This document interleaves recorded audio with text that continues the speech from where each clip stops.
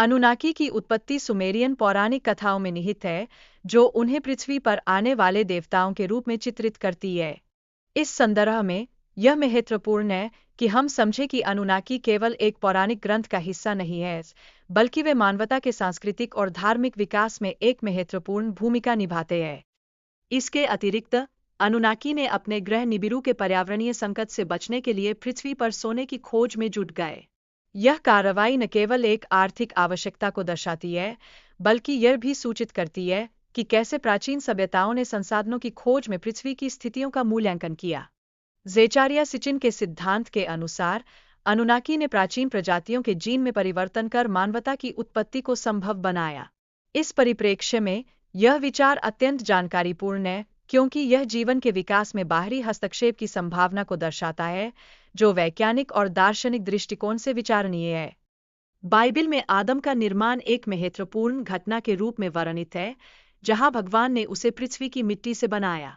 यह प्रक्रिया मानवता के विकास की एक महत्वपूर्ण द्योतक है, जो न केवल धार्मिक दृष्टिकोण से बल्कि विकासवादी परिप्रेक्ष्य से भी महत्वपूर्ण है। अनुनाकियों का समाज एक उच्च श्रेणी वाला था, जिसमें एक राजा और अन्य शाही सदस्य निर्णय लेने की प्रक्रिया में शामिल थे। यह समाज संरचना मानवता पर उनके प्रभाव को इंगित करती है और दिखाती है कि कैसे शक्ति और नेतृत्व का एक ठोस ढांचा आवश्यक था।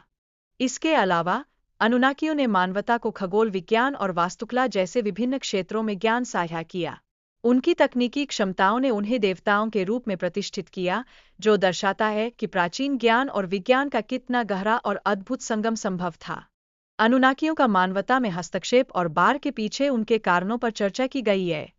यह महत्वपूर्ण है कि हम इस संदर्भ में मानवता की वृद्धि और अवज्ञा को समझें, क्योंकि उन्होंने बाढ़ भेजने का निर्णय लिया, जो एक गंभीर परिणाम का संकेत देता है।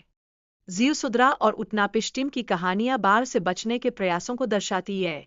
ये कहानियां प्राचीन मेसोपोटामिया की संस्कृति में महत्वपूर्ण स्थान रखती है, जिससे यह स्पष्ट होता है कि ऐसे संकटों से निपटने की मानवता की क्षमता कैसी थी। अनुनाकी ने मानव जीवन काल को सीमित करने का निर्णय लिया ताकि वे नियंत्रण में रह सकें। यह निर्णय प्राचीन राजाओं की लंबी शासकीय अवधि और बाद की छोटी शासकीय अवधि में भिन्नता की व्याख्या करता है, जो शासन व्यवस्था के स्थायित्व की आवश्यकता को दर्शाता है।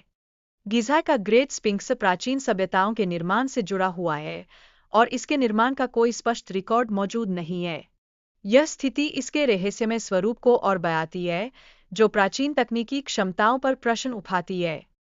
तेओतिहुआकान का शहर, जो खगोलीय संरेखण के साथ डिजाइन किया गया है, प्राचीन ज्ञान और आस्था का प्रदर्शन करता है। इसे देवताओं का शहर कहा जाता है, जो इसकी आध्यात्मिक और भौतिक महत्वता को रेखांकित करता है। सुमेरियन और मिस्र की संस्कृतियों में देवताओं के बीच समानताएं देखी जा सकती है। यह साझा विश्वास उनके बीच गहरे संबंधों को उजागर करता है, जो सांस्कृतिक और धार्मिक आदान प्रदान के महत्वपूर्ण उदाहरण प्रस्तुत करता है। किताब में वर्णित निप्लिम का वर्णन किया गया है, जिन्हें विशाल और असाधारण शक्ति के स्वामी माना जाता है। उनकी उपस्थिति को मानवता के लिए खतरा समझा गया था, जो प्राचीन निगरानी और नियंत्रण की आवश्यकता को दर्शाता है। दिशित पेंसपर्मिया का सिद्धांत यह सुझाव देता है कि संभवतः बाहरी सभ्यता ने पृथ्वी पर जीवन का बीज बोया। यह विचार जीवन की उत्पत्ति के संदर्भ में नई संभावनाएं प्रस्तुत करता है, जो अंतरिक्ष के अन्वेषण की आवश्यकता को दर्शाता है।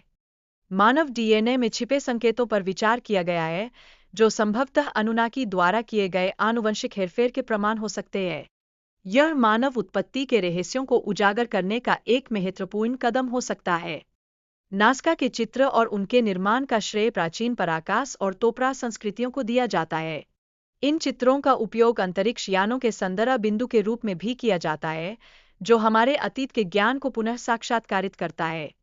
प्राचीन भारतीय ग्रंथों में विमानों का उल्लेख देखने को मिलता है, जिन्हें देवताओं द्वारा उपयोग किया जाता था। ये विमानों के प्रकार के उन्नत तकनीकी यंत्र दर्शाते हैं, जो मानवता की तकनीकी प्रगति में महत्वपूर्ण भूमिका निभाते हैं। कुछ बाइबिल के पाठों में प्राचीन अंतरिक्ष यानों का उल्लेख किया गया है, जैसे एजेकियल की दृष्टि। इसे आधुनिक शोधकर्ताओं द्वारा यूएफओ के रूप में व्याख्यायित किया गया है, जो प्राचीन सभ्यताओं की तकनीकी क्षमताओं पर नई रोशनी डालता है। मगी द्वारा देखे गए तारे ने उन्हें नवजात यहूदी राजा की खोज के लिए प्रेरित किया। यह तारा उनकी यात्रा का मार्गदर्शक बना और बालक के स्थान पर रुक गया, जो न केवल एक भौतिक घटना है बल्कि सांस्कृतिक महत्व भी रखती है। निर्गमन में बादल और अग्नि का स्तंभ इसराइलियों के लिए मार्गदर्शक था। यह दिन में धुंध और रात में आग के स्तंभ के रूप में प्रकट हुआ, जो उनकी यात्रा में आध्यात्मिक और भौतिक दिशानिर्देश प्रदान करता है। अनुन्नाकी द्वारा खोई गई तकनीक में मुक्त ऊर्जा और अंतरायामी पोर्टल शामिल है। यह सिद्धांत प्राचीन मिस्कों में अधोलोक के दरवाजों की व्याख्या के रूप में विचारणीय है, जो हमारी समझ को चुनौती देता है। कुछ सिद्धांतों के अनुसार प्राचीन सभ्यताओं ने भी तकनीक विकसित की थी जो बाद में भुला दी गई। यह इतिहास में कई बार हुआ है और यह हमारी तकनीकी प्रगति की समझ को प्रभावित करता है। अंटार्कटिका एक ऐसा स्थान है जो अभी भी अन्वेषण के लिए खुला है। हालांकि यहाँ संभावित पुरातात्विक अवशेषों की खोज का कोई ठोस प्रमाण नहीं है, जो वैज्ञानिक समुदाय में उत्सुकता बनाए रखता है। क्रिप्टोटेरेस्ट्रियल सिद्धांत के अनुसार यूएफओ और उनके प्राणी पृथ्वी पर एक छिपी हुई सभ्यता का प्रतिनिधित्व करते हैं। यह महत्वपूर्ण प्रश्न उठाता है कि क्या ये अनुनाकी के अवशेष हो सकते हैं जो हमारी मानवता के अध्ययन में नया आयाम जोड़ते हैं।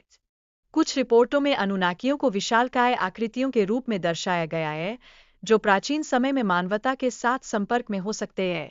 यह दृष्टिकोण मानवता की विकासात्मक यात्रा को समझने के लिए आवश्यक है।